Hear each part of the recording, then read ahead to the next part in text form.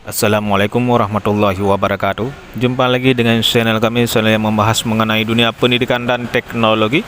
Pada video kali ini saya ingin berbagi informasi mengenai pegawai pemerintah dengan perjanjian kerja paruh waktu atau P3K paruh waktu. Bagaimana yang dikatakan P3K paruh waktu dan bagaimana mekanisme siapa-siapa saja yang mendapatkan P3K paruh waktu dan apakah mereka akan mendapatkan NIP P3K ataupun akan di P3K kan penuh waktu.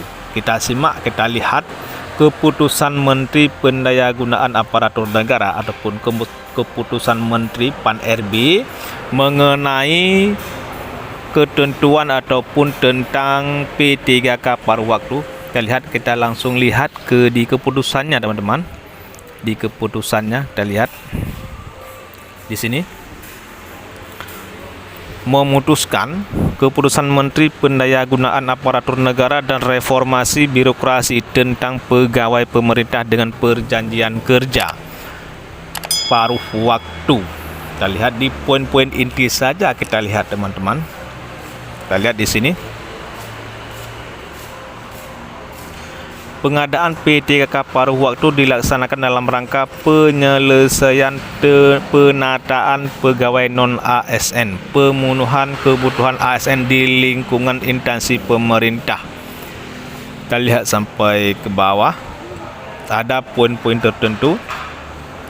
Jadi ini ada beberapa jabatan ataupun ada beberapa jenis formasi yang akan dijadikan P3K paruh waktu. Yang pertama, guru dan tenaga kependidikan, tenaga kesehatan, tenaga teknis, pengelola umum operasional, operator layanan operasional, pengelola layanan operasional atau penata layanan operasional.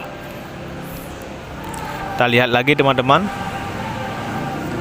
siapa saja yang berhak ataupun yang mendapatkan P3K paruh waktu. Pengadaan P3K paruh waktu dilaksanakan bagi pegawai non-ASN yang terdaftar dalam pangkalan database pegawai non-ASN BKN. Artinya P3K paruh waktu ini khusus bagi teman-teman yang sudah terdata dalam database BKN. Artinya teman-teman yang berhak mengikuti seleksi P3K tahap pertama, ataupun bagi teman-teman yang statusnya R3, R2 yang tidak mendapatkan formasi. Ini khusus P3K paruh waktu ini untuk teman-teman R2 dan R3. R2, K2 tidak dapat formasi, R3 tenaga non-ASN yang tidak terdapat formasi. Kita lihat lagi teman-teman ke bawah.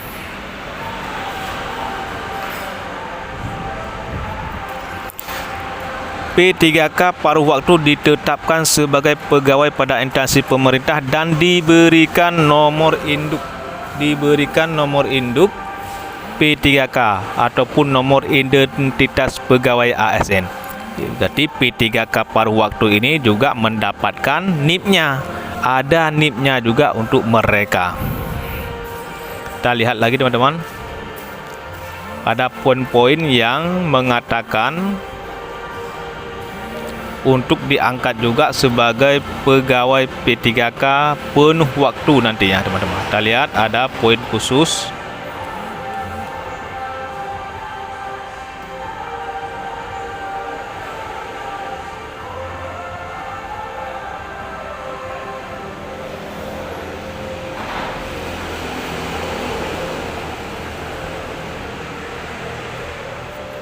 Di sini teman-teman, di poin ke-28, P3K dapat PPK, artinya pejabat pembuat komitmen dapat mengusulkan pengangkatan P3K paruh waktu menjadi P3K.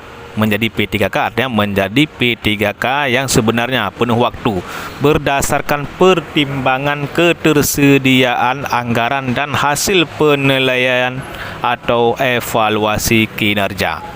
Ini P3K paruh waktu ini tidak ada istilah ataupun tidak ada seleksi lagi, tinggal diusulkan oleh instansi untuk dijadikan P3K penuh waktu dari P3K paruh waktu ke P3K penuh waktu. Tidak ada seleksi, hanya mengusulkan dari teman-teman instansi daerah untuk dijadikan P3K penuh waktu. PPK mengusulkan rincian kebutuhan P3K kepada Kementerian Pendayagunaan Aparatur Negara. Artinya mereka, instansi daerah ataupun pemda-pemda bisa mengusulkan formasinya untuk P3K paruh waktu menjadi penuh waktu.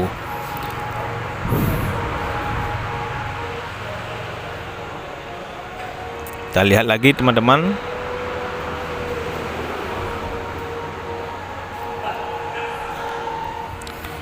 Ini teman-teman, inilah informasi ataupun mengenai P3K paruh waktu. Bagaimana sistemnya teman-teman sudah nanti bisa baca sendiri.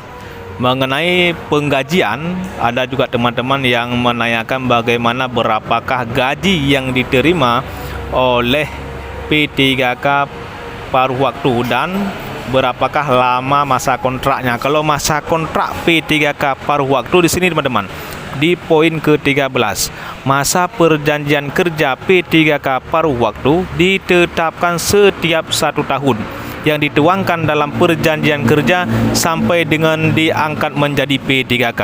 Artinya P3K paruh waktu ini tiap 1 tahun masa kerjanya diperpanjang, artinya kontrak kerjanya tiap 1 tahun. Kalau P3K penuh waktu kan 5 tahun, tetapi kalau paruh waktu 1 tahun sampai diangkat menjadi P3K penuh waktu. P3K paruh waktu ini tidak ada perberhentian teman-teman, tidak akan diberhentikan. Ini sesuai dengan undang-undang, tidak akan diberhentikan kecuali teman-teman mengundurkan diri, meninggal dunia, dan tidak dapat melaksanakan tugas dengan baik. PPK menetapkan jangka waktu bekerja dan jam kerja P3K paruh waktu sesuai ketersediaan anggaran dan karakteristik pekerjaan. Ini masalah jam kerja ini sesuai dengan kebutuhan instansi teman-teman, sesuai dengan kebutuhan instansi.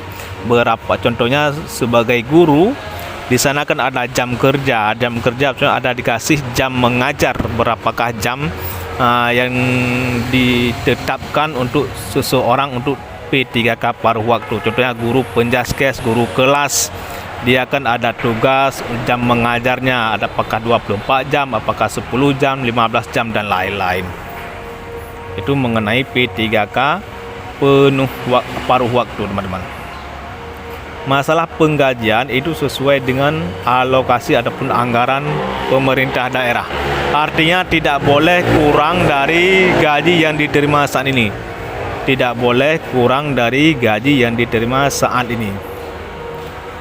Inilah informasi yang dapat saya sampaikan. Semoga bermanfaat. Mohon dukungan untuk subscribe channel kami. Assalamualaikum warahmatullahi wabarakatuh.